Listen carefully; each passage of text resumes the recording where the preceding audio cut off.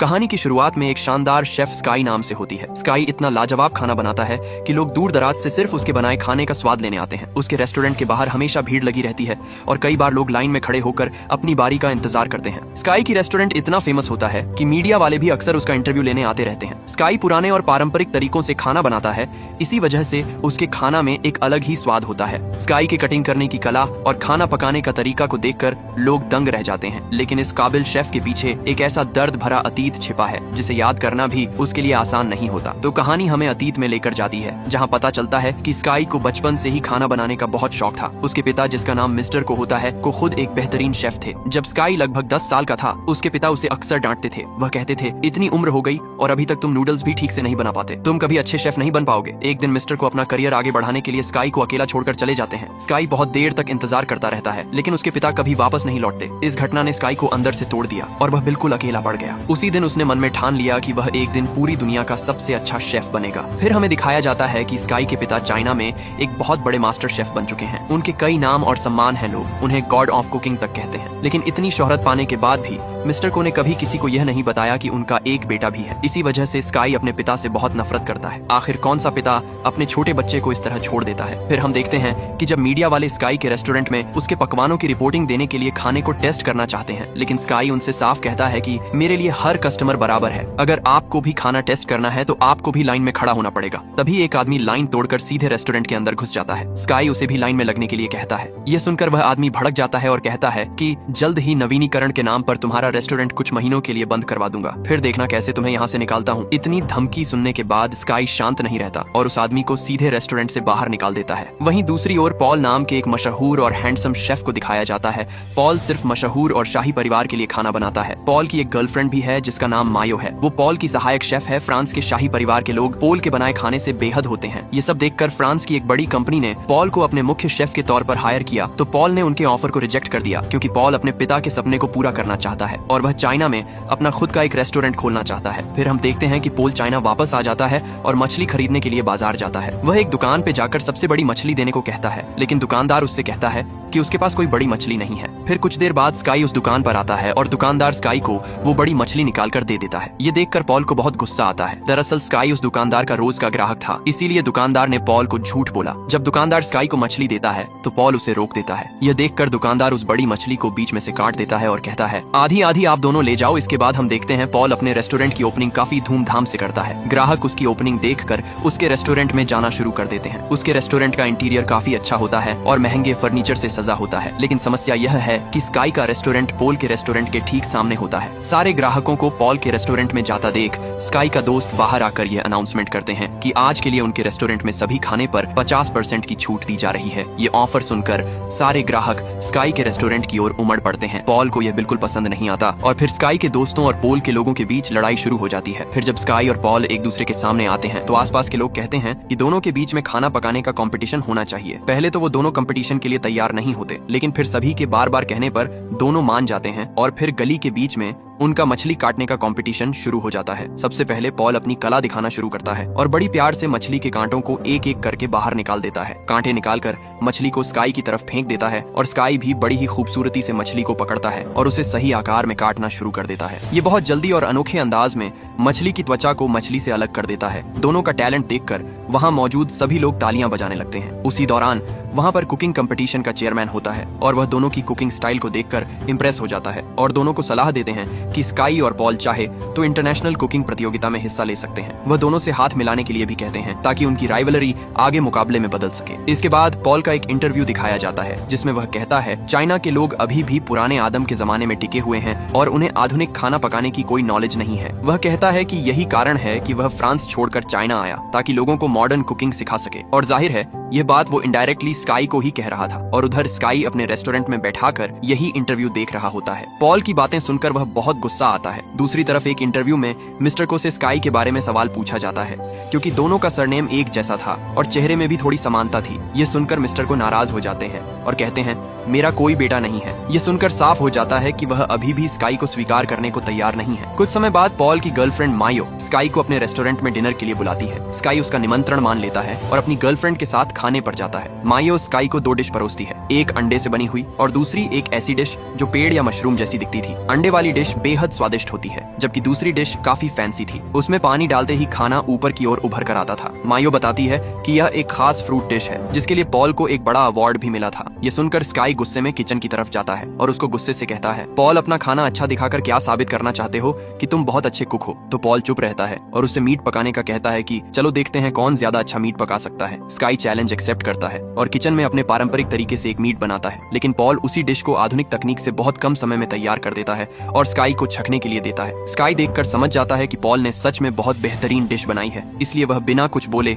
वहीं से चला जाता है। स्काई के जाने के बाद पॉल भी स्काई की पारंपरिक डिश को टेस्ट करता है और उसे खाकर वह बेहद खुश होता है। उसे एहसास होता है कि स्काई का स्वाद और तकनीक दोनों ही गजब के हैं। लेकिन स्काई उदास होकर अपने रेस्टोरेंट में जाकर बैठ जाता है। उसे अपने पिता की आखिरी शब्द याद आता है, जब उसके पिता ने कहा था कि तुम कभी भी एक अच्छे शेफ नहीं बन सकते हो। दूसरी ओर स्काई के पिता अपने दोस्त होंग से मिलते हैं। बचपन में स्काई को उसके पिता ने अपने दोस्त होंग के पास ही छोड़ दिया था। मिस्टर होंग भी एक शेफ है जिन्होंने स्काई की देखभाल की और उसे खाना बनाना सिखाया। स्काई के पिता होंग से कहते हैं कि उन्हें स्काई से मिलना है, इसलिए होंग स्काई को कॉल करते हैं और आने के लिए कहते हैं। स्काई वहाँ आता है और अपने पिता को वहाँ देखता है। स्काई इतने सालों बाद अपने पिता को अपने सामने देखकर बहुत हैरान हो जाता है। फिर मिस्टर को स्काई से कुछ पूछते हैं, लेकिन स्काई उन्हें रोक देता है और कहता है, मैं आपका बेटा नहीं हूँ, आपने इंटरव्यू में यही कहा था, है ना? स्काई की यह बात सुनकर मिस्टर को अहंकार से जवाब देते हैं, मुझे देखो, मैं दुनिया का टॉप शेफ हूँ, 2 बार मुझे बेस्ट शेफ का अवार्ड मिल चुका है और तुम एक पुरानी गली में छोटा सा रेस्टोरेंट चलाने वाले शेफ हो, इससे ज्यादा कुछ नहीं, पहले खुद को साबित करो। ये सुनकर स्काई को बहुत गुस्सा आ जाता है, लेकिन वह ठंडे स्वर में कहता है, हाँ मैं खुद को साबित करूंगा, लेकिन महान बनने के लिए निर्दयी होना जरूरी नहीं है। सफलता का मतलब अहंकार नहीं है। उस पुरानी गली का छोटा सा शेफ भी दुनिया का नंबर 1 बनूंगा, लेकिन घमंडी नहीं बनूंगा। यह कहकर स्काई वहाँ से चला जाता है। अब नेक्स्ट डे कंपटीशन शुरू होती है, जहाँ दुनिया का सबसे बेहतरीन शेफ चुना जाना था। मंच पर कई जज भी मौजूद थे जो हर डिश को ध्यान से टेस्ट करने वाले थे। स्काई के दोस्त उसे कंपटीशन में हिस्सा लेते देख बेहद खुश होते हैं। जैसे ही मुकाबला शुरू होता है, सबसे पहले स्काई खाना बनाना शुरू करता है। वह मुर्गी की खाल उतारे बिना ही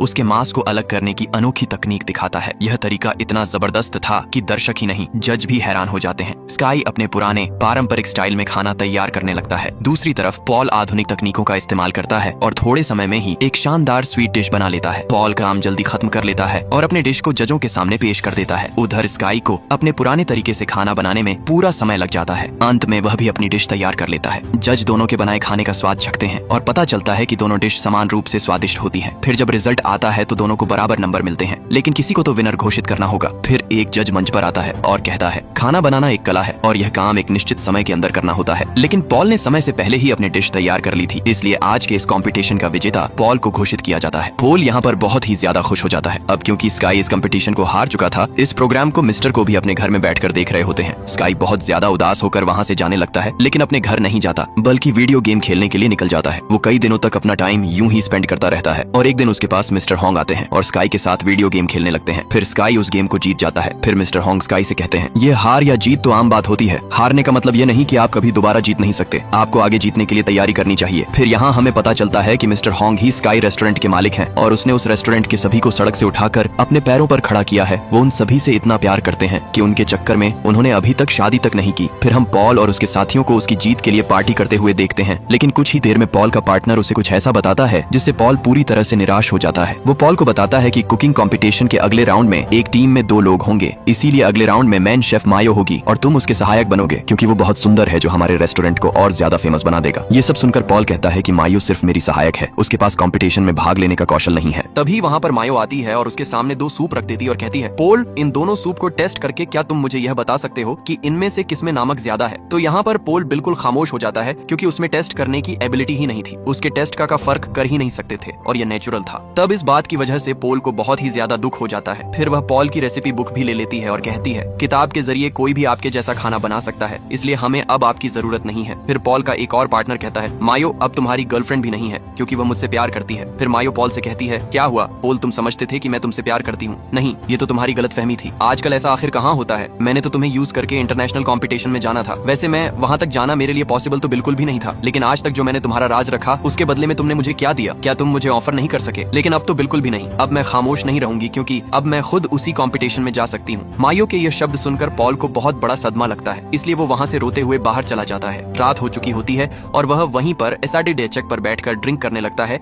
कि तभी स्काई भी उसे देख लेता है और उसके पास आकर कहता है कि पॉल यार, तुम इतना उदास क्यों बैठे हो? वह भी बीच रास्ते पर। तुम तो जीत चुके हो, तुम्हें तो खुशियां मनानी चाहिए। तब पोल उसे कहता है कि हाँ, जीत तो चुका हूँ पर हार भी बहुत चुका हूँ। खैर, इस बात को छोड़ो, मैं तुम्हें एक बात बताता हूँ। तुम सामने जिस बैनर को देख रहे हो, ये आदमी मेरी इंस्पिरेशन है। मैं एक दिन इनके जैसा बड़ा मास्टर शेफ बनना चाहता हूँ। तब स्काई हल्का सा स्माइल करते हुए पोल से कहता है कि ये मेरे पिता हैं। तुम यही सोचते हो ना कि ये अच्छे इंसान हैं और इनके ही जैसा बन जाओ, लेकिन मैं तुम्हें बताता हूँ, मेरे पिता दिल के बहुत बुरे हैं। यहाँ पर स्काई उसे अपने पास्ट की स्टोरी बताने लगता है कि उन्होंने मेरे साथ क्या किया। पहले तो पोल कहता है कि तुम क्यों मजाक कर रहे हो, बस करो। लेकिन स्काई उसे बताता है कि नहीं, वो मुझे बचपन में सच में छोड़ गए थे, सिर्फ इसलिए क्योंकि मैं उनकी प्रोफेशन को अपना नहीं पा रहा था। मैंने सारा बचपन उनके बगैर ही गुजारा है। ये सुनने के बाद पोल को यकीन हो जाता है। उससे कहता है कि ठीक है, छोड़ो इस बात को, अब हम क्या कर सकते हैं। तब स्काई उसे कहता है कि बॉटल्स फेंक सकते हैं। तब वह दोनों खाली बॉटल्स को स्काई के फादर के बैनर पर मारने लगते हैं और वो दोनों बोतल फेंककर अपना दुख कम करते हैं। यहाँ पर इन दोनों में दोस्ती हो जाती है और यह सीन क्यूटनेस से भर जाती है। फिर हम देखते हैं कि पॉल का पार्टनर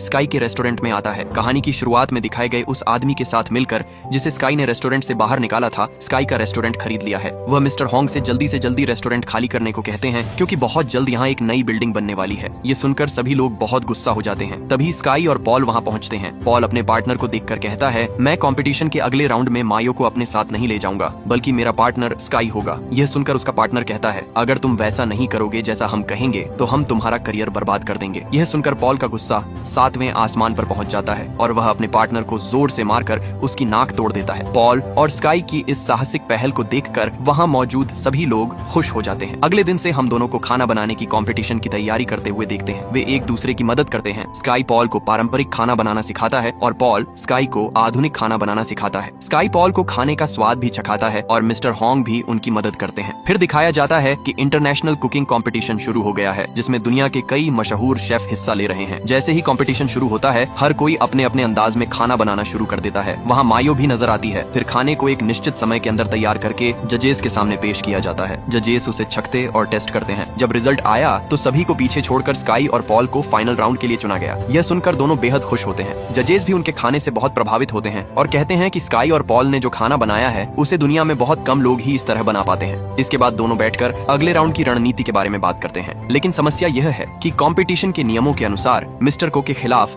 दोनों में से सिर्फ एक ही आगे जा सकता है। फिर स्काई कहता है, पॉल, मुझे तुम पर पूरा भरोसा है। मैं जानता हूँ कि तुम मिस्टर को यानी मेरे पिता को हरा सकते हो। लेकिन पॉल जवाब देता है, कंपटीशन के फाइनल राउंड में मैं नहीं बल्कि तुम मिस्टर को के खिलाफ जाओगे। तुम्हें अपने पिता का सामना करना चाहिए और उन्हें दिखाना चाहिए कि सड़क का एक साधारण शेफ भी दुनिया में सबसे बेस्ट बन सकता है। पॉल कहता है, स्वाद की समझ के बिना मैं यहाँ तक पहुँच गया, यही मेरे लिए सबसे बड़ी जीत है। पॉल स्काई को काफी मोटिवेट करता है और आखिरकार स्काई भी फाइनल राउंड में जाने के लिए राजी हो जाता है। फिर वह दिन आता है जब स्काई अपने पिता के सामने खड़े होकर मुकाबला करेगा। इस राउंड का नियम था कि दोनों को 1 घंटे के अंदर अपनी पसंद की कोई भी डिश बनानी होगी। मिस्टर खाना बनाना शुरू कर देते हैं, लेकिन स्काई वहीं खड़ा रहता है। वह अपने बचपन की घटनाओं को याद करने लग जाता है। दरअसल जब वह बच्चा था और उसके पिता चले गए थे, तब पड़ोस के बच्चे उसे बहुत तंग करते थे, लेकिन उसके दोस्त उसे बचा लेते थे। स्काई यही सब सोच रहा होता है। तभी मिस्टर उसे चुपचाप खड़ा देखते हैं और उसके चेहरे पर पानी फेंक देते हैं और कहते हैं, सपने देखने की बजाय खाना बनाना शुरू करो, क्योंकि मैं देखना चाहता हूँ कि तुम क्या कर सकते हो। यह कहकर मिस्टर स्काई को चुनौती देते हैं। स्काई अपना पूरा ध्यान लगाकर खाना बनाना शुरू करता है। दूसरी ओर मिस्टर भी बिल्कुल परफेक्ट तरीके से खाना बना रहे होते हैं। 1 घंटे के अंदर दोनों अपने अपने डिश तैयार कर लेते हैं। मिस्टर एक स्वीट डिश बनाते हैं जो स्वाद में लाजवाब और देखने में बेहद आकर्षक होती है। फिर जजेस हमेशा की तरह उनके डिश को टेस्ट करते हैं, लेकिन स्काई ने अपनी डिश जजेस के सामने पेश करने की बजाय अपने पिता मिस्टर को के सामने पेश की। दरअसल स्काई ने नूडल्स बनाए थे जिन्हें बचपन में उसने कितनी भी कोशिशों के बावजूद नहीं बना पाया था। उसके पिता उस समय उसे कहते थे, तुम साधारण नूडल भी ठीक से नहीं बना सकते, तो तुम मुझे पिता कहने के लायक नहीं हो। लेकिन आज स्काई ने नूडल्स बिल्कुल परफेक्ट तरीके से बनाए थे। स्काई अपने पिता के सामने खड़ा हो जाता है और अपने पिता के हाथ में नूडल का कटोरा रख देता है। फिर वहाँ से चला जाता है। मिस्टर नूडल को छकते हैं और बेहद खुश होते हैं। वे स्काई से कहते हैं, मैंने आज तक इतने अच्छे नूडल कभी नहीं खाए। ये सुनकर स्काई मुस्कुराता है। फिर स्काई वहाँ से चला जाता है। इसका मतलब ये है कि वह कंपटीशन जीतने नहीं आया था, बल्कि सिर्फ अपने पिता के सामने खुद को साबित करने आया था। गली का यह छोटा सा शेफ अब इंटरनेशनल लेवल का खाना बनाने में लायक था। स्काई के जाने के बाद मिस्टर पागलों की तरह इमोशनल हो जाते हैं और उन नूडल्स को खाना शुरू करते हैं। मिस्टर को यह एहसास होता है कि बचपन में स्काई उन्हें कितना याद करता होगा और वही लड़का जो कभी खाना नहीं बना पाता था आज इतना शानदार शेफ बन चुका है। मिस्टर के भावुक होने को देखकर जजेस और वहाँ मौजूद सभी लोग समझ जाते हैं कि स्काई ही मिस्टर कुक का एक लौता बेटा है। फिर हम देखते हैं कि स्काई के रेस्टोरेंट में लोग पहले की तरह ही जमा हो रहे हैं। स्काई और उसके दोस्त सभी लोगों को खाना परोस रहे होते हैं और अब इस रेस्टोरेंट में पॉल भी शामिल हो गया है। तभी मिस्टर हंग खड़े होते हैं और सभी को बताते हैं, हमारे रेस्टोरेंट को आज 30 साल पूरे हो गए हैं। आप सभी के विश्वास और भरोसे की वजह से हम यह मुकाम हासिल कर पाए हैं। हमारा लक्ष्य हमेशा यही रहा है कि हम आपको किफायती दामों पर स्वादिष्ट खाना परोसना। सरकार ने हमारे रेस्टोरेंट को बंद करने की अनुमति नहीं दी और हमने इसे खरीद लिया है ताकि भविष्य में भी आप सभी को यह स्वादिष्ट खाना एक तोहफे के रूप में मिलता रहे। मिस्टर हॉन्ग की ये बातें सुनकर वहाँ मौजूद सभी लोग बेहद खुश हो जाते हैं और यहीं पर यह मूवी समाप्त होती है।